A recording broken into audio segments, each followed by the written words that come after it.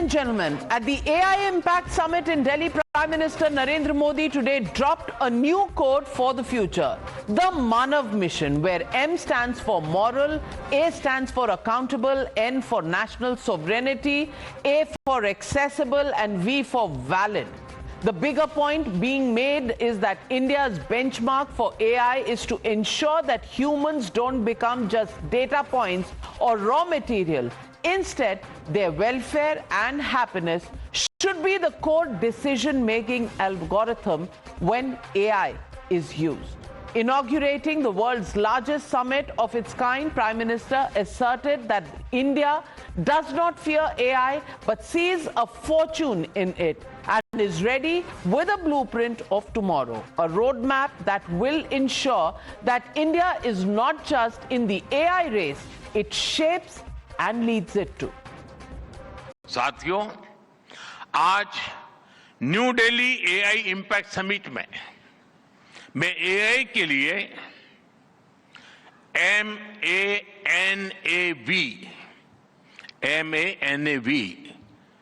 MANAV मानव vision प्रस्तुत करता हूं।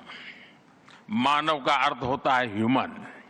भारत का ये मानव विजन 21वीं सदी की एआई आधारित दुनिया में मानवता के कल्याण की अहम कड़ी बनेगा। एआई के लिए इंसान सिर्फ डेटा पॉइंट न बन जाए, इंसान सिर्फ रॉ मटेरियल तक सीमित न रह जाए, इसलिए एआई को डेमोक्रेटाइज करना होगा। मैं जिम्मेवारी के साथ कहता हूं, गर्व के साथ कहता हूं, हमें भय नहीं, भारत को एआई में भाग्य दिखता है, भारत को एआई में भविष्य दिखता है। हमारे पास टैलेंट भी है, एनर्जी कैपेसिटी भी है और पॉलिसी क्लैरिटी भी है। Prime Minister's speech was dubbed live in 11 languages, and AI-powered sign language interpretation was running in real time behind him. It was meant to ensure that the Prime Minister's message of pace and scale of technological change in India is accessible to all. But perhaps even AI cannot help Modi Sarkar to get its message across to the opposition within India. Congress leader Jairam Ramesh took a swipe at the Manav acronym and said there is no treatment for this acronym infection. Now, the Congress may mock, but tonight it looks like a minority one.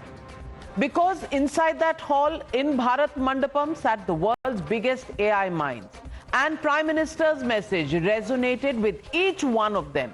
Google CEO Sundar Pichai said every visit to India feels like a software update, faster, sharper, transformative. From the CEO of OpenAI, Sam Altman, who dropped the numbers, 100 million Indians are using ChatGPT every week.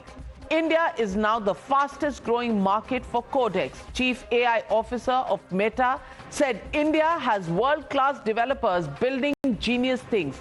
To sum it up, the global tech is rolling up its sleeves to collaborate with India. They believe that India isn't just prompting AI, it's programming the future. Pretty much stamping what Prime Minister Modi himself said. It's wonderful to be back in India. Every time I visit, I'm struck by the pace of change, and today is no different. Back when I was a student, I often took the Coromandel Express train from Chennai up to IIT Kharagpur. To get there, we passed through Visakhapatnam, Vizag. I remember it being a quiet and modest coastal city brimming with potential. Now in that same city, Google is establishing a full-stack AI hub, part of our $15 billion infrastructure investment in India. India, the world's largest democracy, is well positioned to lead in AI, not just to build it, but to shape it and decide what our future is going to look like. India has world-class developers building genius things to solve societal challenges. People use our AI right here, right now. The world has come to India so that we can think together about what we can do to bring AI to more of the world, especially the global south. Technology and practices pioneered in India have historically set a standard for the global south. I think that India will indeed be a powerhouse for AI in across the globe. And congratulations to Prime Minister Modi and the Indian government on convening such an impressive summit at this very pivotal moment for AI. But the data bomb that will sting the opposition the most came from French President Emmanuel Macron. He recalled a time when a Mumbai street vendor couldn't even open a bank account.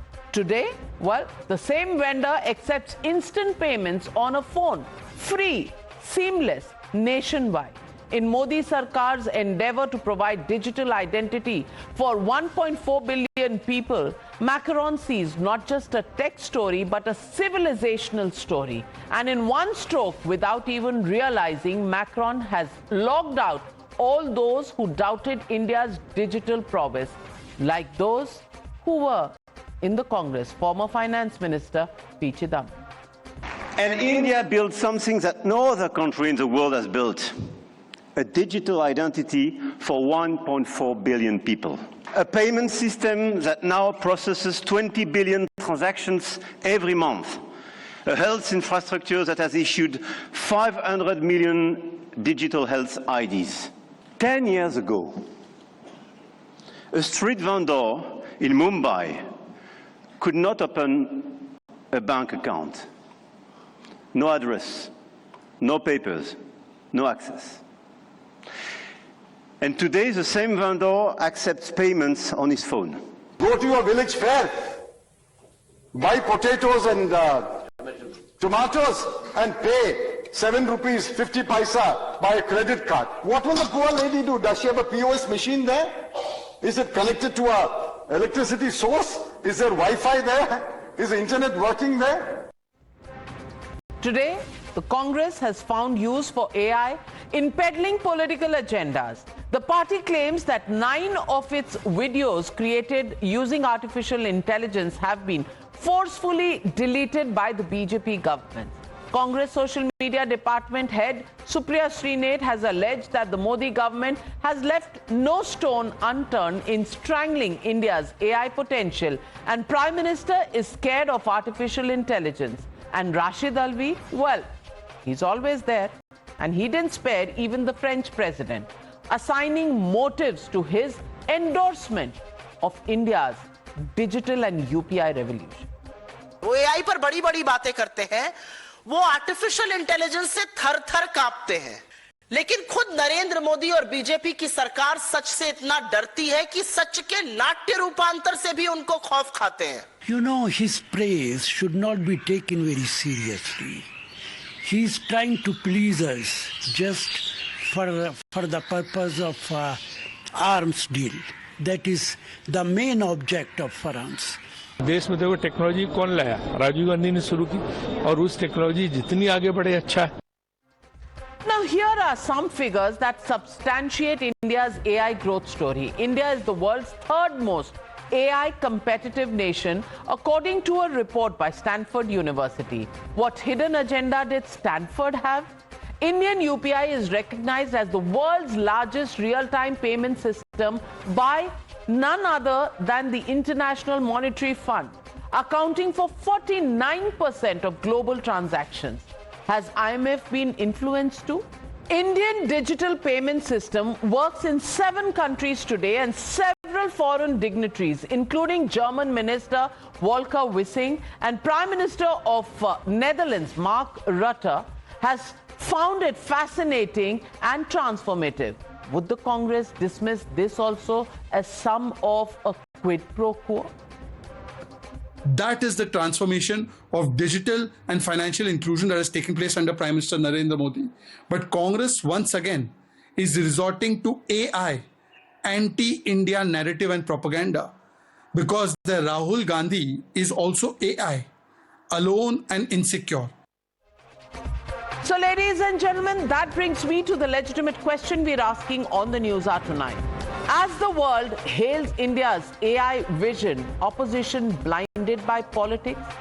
That's the question, and that's the debate coming up on the other side. You're watching the Newshour at 9. Debate number 1 on Times Now, Super Prime Time. Joining the debate tonight, Siddharth Yadav, national spokesperson of the BJP, Suhail Seth, marketing guru, columnist.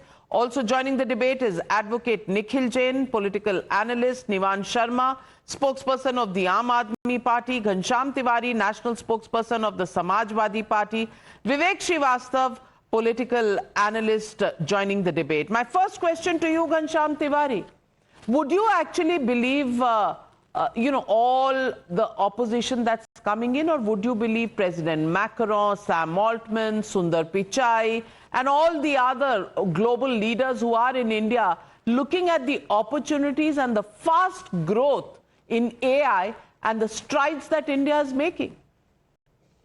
Good evening, Navika, to you, my fellow co-panelists and the viewers. In the world of AI, you just have to look at the facts on the table, and you don't have to choose who you want to believe in. The fact on the table is that if the GPUs that NVIDIA produces, that is the brain, the technology of AI, on which today US has a monopoly, the energy and the data centers that will require megawatts of power to gigawatts of power, as well as the liquefied cooling, the accelerators, and the overall systems that is required, that is the distribution system of AI. So the question that we should be asking, if we are serious about a debate on AI and where is India placed on that debate, is what is the AI data center capacity that is projected in India with respect to next 3 years? And while India remains an excellent market for usage of AI, as is visible in Gemini and ChatGPT and Claude, but the fact is that we are not there on the supply chain of AI. How many graduates are we producing who know AI ML through and through? What is the research that we are producing in our universities with respect to AI? The fact of the matter is that today the world is looking at India as a market of AI, not necessarily a producer of AI first technologies. We can be, we have the engineers, we have the capability, but in terms of opportunities and risk, on an immediate basis, our risks are far more. The job losses with respect to entry-level jobs, the software engineers. I used to work at McKinsey at one point in time. I asked my former colleagues at McKinsey, and they said that they have, by and large, stopped hiring entry-level people in AI, and they are recruiting people with 3, 4, 5 years experience. The current application of AI poses serious risks to our job market. We have to put our stakes higher to be able to be on the map from a producer side. I don't disagree with you, Ghanshyam Tiwari ji, that we may be at the bottom of the pyramid making our strides up, but our goal of getting onto the bandwagon is absolutely solid out there. But Siddharth Yadav, are we in the business of continuously showing India down कि ये नहीं है, वो नहीं है, ऐसा नहीं है, वैसा नहीं है? Or are we in that period of this cycle where we want to get onto it, not be left out as many of the buses we've missed in the past, and actually make a difference? After all, it was P. Chidambaram who 10 years ago said UPI and payments 7 rupees 50 paisa was not something that was thinkable. Today, the French president has commended India in the civilizational change that our digital payments have made. Why does the opposition not look at success story and only the other story?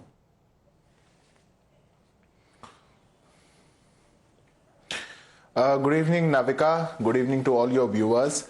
To start off at a lighter note, I think AI in India can have two more connotations. AI can be Achhe Indians and AI can be Alsi Indians. Alsi Indians were ruling India until 2014. It is when we used to hear from our finance ministers, from top bureaucrats, from top ministers that UPI is not possible in India, digital payments is not possible in India, India can't make any progress, the rural India is very different from the urban India, and all sorts of things. But the Acche Indians have worked very hard for the past 10 years, and we have the largest UPI network in this country. We have the largest UPI network the entire world is looking up to. So if we are at a spot where the entire world looks up to India as the center of progress, as the center for AI, I think that is something to be celebrated. What's happening in Delhi, what's happening in our country in the AI summit is something which is making all of us proud. 100 plus countries participating, 40 plus head of states, 20 plus head of states, 40 plus tech giants, all of them coming together, betting on India, calling India the center of AI, promising for a future of AI in India. I think this is something where the young India is looking up to. We are looking at the largest AI factory in India. This is the first, and we must not be mistaken, Navika, this is the first global AI summit in any global south country. So India is leading that change from global south. We are attracting more traction than the Paris AI Summit. Our indigenous AI platform, Sarvam, the inauguration of that attracted more people than any event in Paris AI Summit that had happened last year. This is the change. This is what has to be acknowledged. I think nitpicking can always happen. Suggestions are always welcome. Constructive feedback can also always be welcome worthy. But what is more important is when we are doing something so big, when we are making a change so big, why can't the opposition join hands, and why can't the people of the ALSI India category come together again and say that we can build this together? India has proved P. Chidambaram wrong. India has proved the Congress party wrong. The rural India, the average Indian, the Acche Indian, the entrepreneur Indian, the young Indians, they have proved that we can do it despite the policy coming out and saying, despite past governments coming out and saying that India can't do it. We have done it. When we have done it in the past, when we have done it in this decade, we will do it in the future. This is the belief of young India. If the opposition doesn't understand this, if the opposition can't understand $200 billion of infrastructure commitments that are coming in this AI summit, $100 billion plus investments in data centers, then I don't know what the opposition can understand. My learned friend was speaking about GPUs. The government has announced 20,000 plus GPUs in addition to the 38,000 GPUs that we already have. That's the commitment that the government is showing. That's the way forward that India is looking up to. I think, Navika, I'll reiterate, there are times in history, there are times where countries have to unite, opposition, the government, all of them have to come together. Unfortunately, in India, we have this opposition which is always busy in nitpicking, always busy in trolling. All they can understand from AI getting the opposition and the government on the same page, I think requires more than an AI summit. It probably requires a rebirth, as our own scriptures tell us. But really, Nitin Jain, 27 data centers are there. AI, Nikhil Jain, there is AI labs, 27 of them have been established, 543 have been identified, work is on. 8,000 undergraduate students, 5,000 postgraduate students and 500 PhD students are being supported for talent development. 12 teams have been shortlisted for development of indigenous foundational models. Well, the language model that was there on display is truly game-changing. The diversity in India that exists will now also be empowered, through these models of real-time translations that are happening. Can you imagine if we're all on the same page simultaneously with these language barriers just falling down? So if UPI is one model that we are talking about, the language barriers crashing, the fact that Google is coming up with a $15 billion investment, are these not things that you as an Indian Congress, as an Indian National Congress party be proud of? Why are you nitpicking all the time? Navika, those who criticize are not nitpicking. They are people who want India to succeed in the AI race. They want India to lead in the AI race. Now the problem is that when you talk to people from the ruling party, they have all sorts of crafty acronyms and explanations for AI. The Prime Minister says I, then says American Indian. You have the BJP spokesperson saying Alsi Indian, Acha Indian, Bura Indian, this Indian, that Indian. Fact of the matter is AI is leveraging data to train language learning models and other AI models to emulate human intelligence. That is what AI is. It would be better if we restrict the argument to that. It would be better if we look at the fact that in terms of AI compute equivalent, basically the amount of power, computational power that a GPU provides, America ranks number 1 at 39.7 million. UAE number 2, 23 million. India is at 1.2 million. We need to be talking about increasing it, not at hitting bats at the previous governments. You talk about the UPI, they forget that the UPI was initiated in 2009 with the National Payments Corporation. A vision document was put out in 2012 to talk about retail payment settlements through a paperless mechanism. Now this is something that this government is not willing to recognize, that in a country as large as India. Well, even Chidambaram didn't recognize it when he made his statement in Parliament. Even Chidambaram. Sir, even Chidambaram did not recognize it because he said कि कोई सब्जी वाले को ऐसे पैसे दे नहीं सकेगा. So पहले उनसे recognize करवा लेते ना. Navika, the work is in progress. All governments have contributed to it. So far as bank accounts to poor people is concerned, it started in 1998. There came a major push in 2005, then in 2011, then in 2014. Successive governments have partook in it, and this is what we should be talking about. Instead of using AI to generate morphed images of a former prime minister with a British officer's wife, or instead of using AI to generate images of videos of a chief minister shooting Muslims, we should be focusing on what we can do. The government at the AI summit should have focused that the country doesn't become an embarrassment when a private university buys some robot off the shelf and presents it as its own R&D project. Now we are getting so much bad press because of it. Now Galgotia University, I honestly don't have much expectations from them, but from the government of India I would have better expectations. You had the IT minister tweeting that particular 350 crore dog that was bought for 2.5 lakh rupees. Now this is the level of seriousness that the government has when it comes to AI. I, Asli Indian, Acha Indian, Ye Indian, Wo Indian. Let's talk about real numbers. Let's talk about data localization. What is the policy of the government when it concerns data localization, or are we as the second largest data Nikhil Jain, the problem with the Congress party is it is so obsessed with Galgotia that it will not listen to Google. It is just so obsessed with everything that has gone wrong that it will not listen to AMD or Meta or TCS on the stage. Sohail said, they're talking about AI videos. 1 minute, Nikhil Jain, you can't continuously speak. Can you just keep quiet for a bit? Just take a deep breath. For a bit, yeah.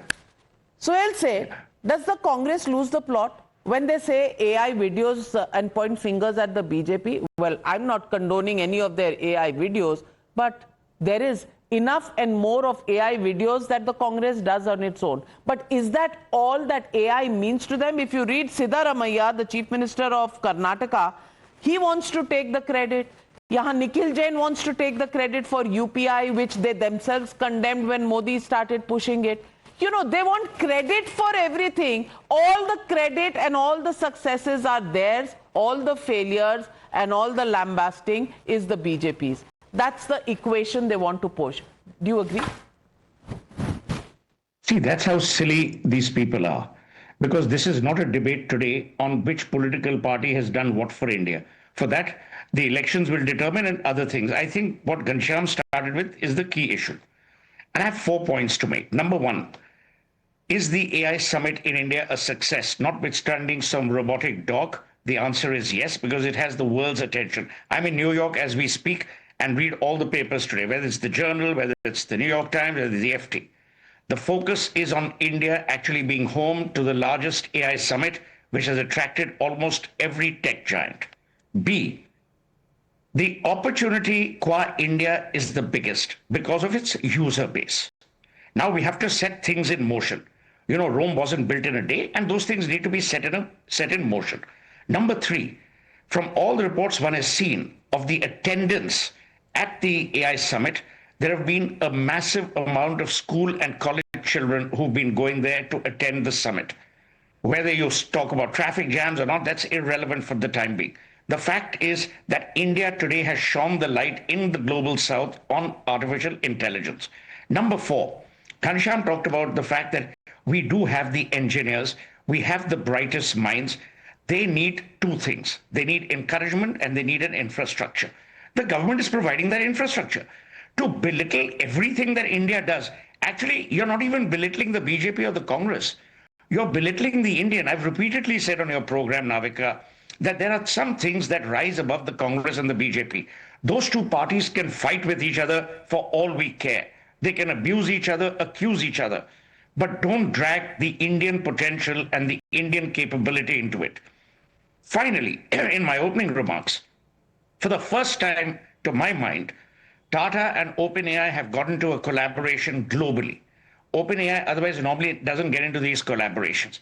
This augurs well. The fact that more and more people are looking at India, Macron's comment on digital payment must be taken in that perspective. Do we have digital payments today? Yes. We should congratulate every Indian. I would go as far back to congratulate Pandit Nehru for, enabling India's freedom, if that be the case. Here, it is not important to abuse political parties or for them to abuse each other. For the first time in your life, take credit for what the average Indian has been able to do, what the average Indian is capable of doing, and what India's potential is. That's the prism through which we should examine both the AI summit and its future impact. Obviously, things are work in progress. No one has said that India is as capable as the United States in AI. No one has said that we are as good manufacturers of chips as NVIDIA is. No, that is no one's argument. The argument here clearly is, has India taken a lead role in global AI? The answer is yes. Hereafter, we need to drop political accusations and political nitpicking and get on to working for the average India and the average Indian and for the Indian potential. That's my perspective. Absolutely. And Suhail, I have been in the room this morning at the plenary session.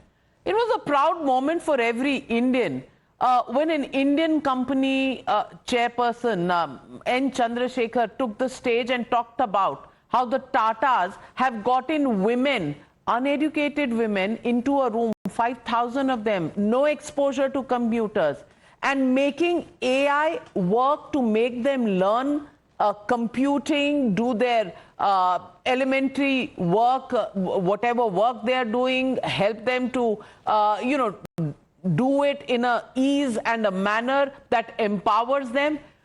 That is the real story of India. How those students, do you know how many students and how many youngsters have come from across the country to participate in this AI summit, and the kind of ideas and encouragement that they've got? Sam Altman was a poster boy there. Mr. Sundar Pichai was a poster boy there. Everybody running for a selfie with them. We should be a proud nation that our youngsters are looking at these icons and making these icons their role models. But Nivan Sharma, what are we looking at? अरे भाई गलगोटिया हो गया. अरे आगे बढ़ो भाई इससे. There is so much more that happened, and you had to see the enthusiasm in that room. All the big guys. And when Macron said what he said about the UPI payment system and the civilizational change it has brought, it truly has. The chai wala outside our office today accepts UPI payment, and he says how it has empowered him. He has no outstandings. Everybody pays through their phone, even if they don't have their wallet. That is called change from the bottom of the pyramid. Nivan Sharma, and what are you cribbing about? Modi se galat ho gaya, Modi ne ye kar diya. I mean, really? Navika ji, you're absolutely right. I agree that India has immense potential. I agree that Indians have immense potential. We have one of the best engineers in the world. We have one of the best machine developers in the world. We have the best artificial intelligence engineers in the world. I agree to that. And I feel that it is government's duty to provide, rightly said by Sohail Sethji, that it is government's duty to provide them infrastructure. It is government's duty to provide them platform. It is government's duty to provide them global stages. Our question is not on the engineers. Our question is not, we are not questioning the capabilities and talent of the engineers. We know that we have the best talents. Why our talents have to go abroad and find for global stages? Why cannot we provide them in India? It is government's duty to provide them platforms in India. When there is a summit like this in India, we are competing with powers like Chinese. And why to give them? How many such attempts have been made in Punjab, a state ruled by the Aam Aadmi Party? मुझे बता दीजिए जरा. I am saying, why did we give a chance to Chinese to pick up something from our summit? Let them pick it up. And defame it. I agree with him. And defame I want it. to address this Chinese issue. I love what he said. Whose responsibility is to prevent it? Just let me complete in 30 seconds and you can do whatever you want to do. Okay, Suhail, let him complete his point. I'm coming to you. I am not criticizing any engineer of India. I believe in them. हमारे छोटे से छोटे व्यक्ति जो पढ़ा लिखा कम व्यक्ति है उसमें भी इतनी ताकत है कि वो बड़े से बड़ा एक टेक्नोलॉजी को अडैप्ट कर सकता है. I believe in that. लेकिन what is government responsibility? I'm questioning that. How did you allow Chinese company to take a credit of something that has been displayed in Indian summit? Well, how did you allow? Suhail said. You know, 1 minute. I totally agree. Nikhil also raised that issue of Galgotia. Galgotia, to my mind, is the exception. It is not the rule that proves the exception. A mistake was made by whoever was vetting the models that would be on display at the expo. Fair enough. We need to move on. The government did what they had to do. They threw them out of the venue. Now, 1 minute. आप मेरे को ये बोलिए कि गलगोटिया के students भी तो हमारे ही हैं, हमारे भारतीय ही हैं. The teachers are from India. They have learned a lesson. They have learned a lesson of that you cannot be deceitful while presenting your own models. It's gone. We can't keep harping on the Galgotia thing to tarnish an entire summit. Because if that were the case, if that were the case, then no one would believe Mr. Kejriwal and his form of governance after the liquor scandal. But everyone believes in him. That's why you're in Punjab. So my advice to you would be, I totally agree with you, that Galgotia episode was an absolute scandal. But the government took the steps that it had to take, which is throw them out. B. My point here is we need to, as a country, move on from Galgotia. We need to move on from that Chinese robotic dog. और इसमें मेरे को पता है सबसे ज्यादा गम क्या है? A poor dog has been made the target of vilification. I know. Sir, it's not just the dog. There are many more products that have been showcased in the summit that belong to China. There's a list of products. So I love you for that. I'm saying that means you have the heart in the right place. You have your heart in the right place. You, by identifying Chinese products, you have your heart in the right place. You are also making the same case I'm making. And it also shows that you have actually taken interest in the AI summit and seen everything that is there, which is the first step towards getting somewhere. Could it have been organized better? Could it have been done better? Always. Even the most perfect show can be bettered. But the point is, we've missed the bus several times in the past. And Vivek Srivastava, it is my gripe that when such a huge summit is on, parallelly there is a commentary of the opposition that completely sidelines the potential of the country, that fails to recognize the statements that are being made by the world leaders. Everybody is on to one-upmanship. Do you remember? Rahul Gandhi said cashless economy should not be forced on the poor. P. Chidambaram said, what will the poor lady do if she doesn't get money? Digital payments cannot work across India. Supriya Sule had said. But today, there is the CEO of Anthropic, Dario Amodei, who says they've already bought space and they have hired people, opened up an office in Bengaluru. Now, Bengaluru is a Congress-ruled state. The center is bringing these forces in and not watching where they are going. They're bringing them to India. When will we begin to recognize what's good for India, what's the potential of India, and rise above our petty politics? Yes. Right. I hope I'm given adequate time. Normally I'm not. So first of all, starting since you mentioned Bangalore and Siddharth Yadav here mentioned Alsi Indians, S.M. Krishna, as the Chief Minister of Karnataka, developed the whole concept of IT software. जिस तरीके से Infosys, TCS, every IT company was promoted, given land at very nominal rates, and a software boom in this nation happened. We returned a lot of debt, earned a lot of foreign capital, foreign exchange at that time. So you must give every government its due. I am not against the Modi government going ahead with AI. But Sohail, the problem is deeper. You have a university which was awarded by this Prime Minister as being the best university. एक आदमी जो दुकान चलाता था Connaught place में, अचानक वो 52 एकड़ की एक बड़ी यूनिवर्सिटी का मालिक बनता है, जिसके students anti Rahul, anti Congress campaigns में पार्ट लेते हैं. And this university which is showcased as one of the best by this government comes into an international event and we get a bad name. Are we not supposed to question it? It is not the question of one isolated event or one Chinese dog. It is the question of what kind of institutions is this government promoting. Point number one. Point number two, regarding the digital payments. What is the total number of people using the UPI right now? If you go by the government data, it is somewhere around 30% of the population. And the actual data is much lesser, 15 to 20% still. There are still many people in the rural areas, tehsils, who do not have smartphones. Kindly go into that data. Everything cannot be a hype. And event management doesn't mean you start developing technology from day one. Are you saying UPI is a failure? 49% of the world's digital transactions are in India. You're still saying UPI is a failure? Can I speak? No. Can I speak?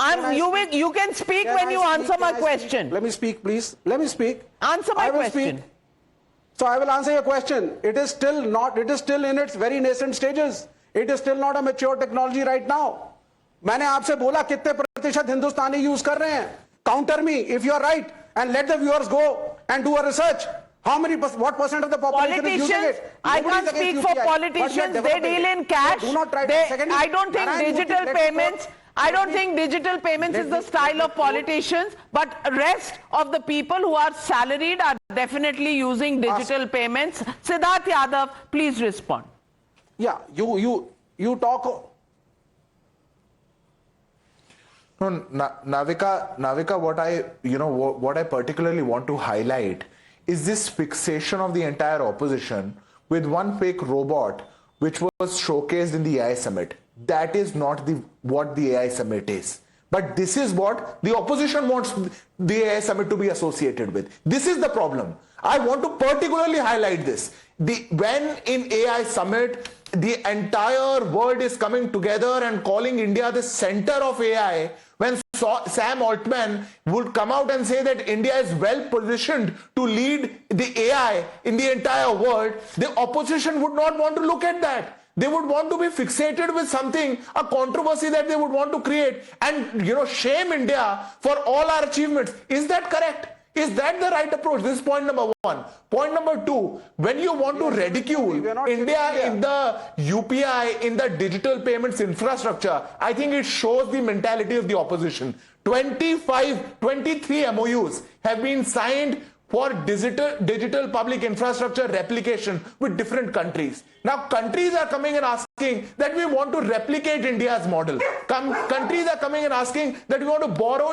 India's UPI model. 8+ countries are using UPI. 20+ countries are interested in the pipeline. And then we have the Indian opposition which comes out and says, oh no, this is nothing. Oh no, Indians are using this. Oh no, it's a failure. It's at the nascent stage. I am sorry. We are on different pages. I am very sorry. If you can't appreciate what average Indians are doing, if you can't appreciate what young Indians are doing, I am sorry we are on different pages. What is more important? The DigiLocker, 138 crore Aadhaar cards.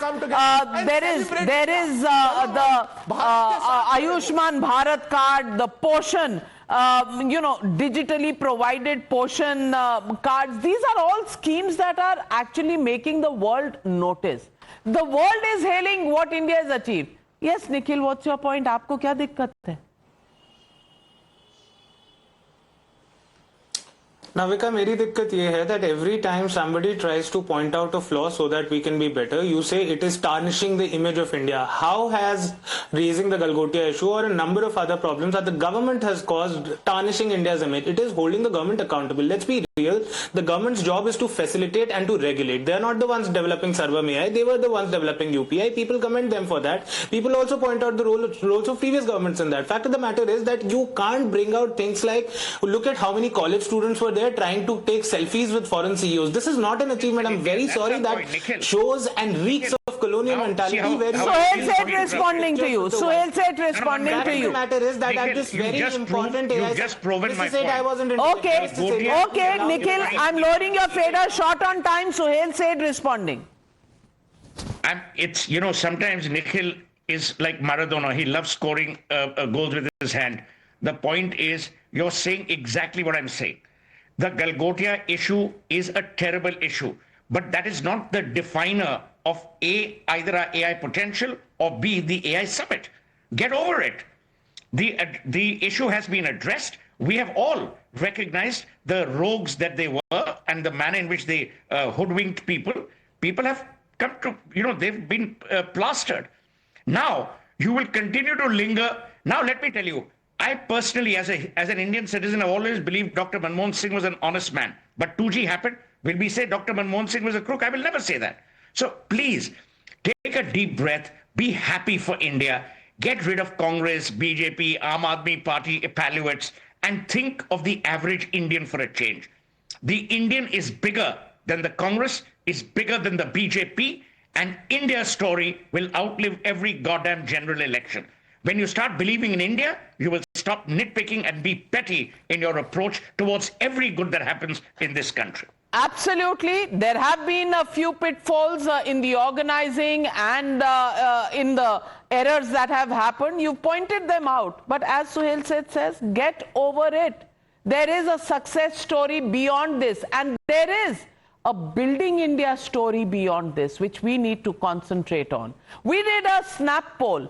World hails India's AI vision. Opposition blinded by politics?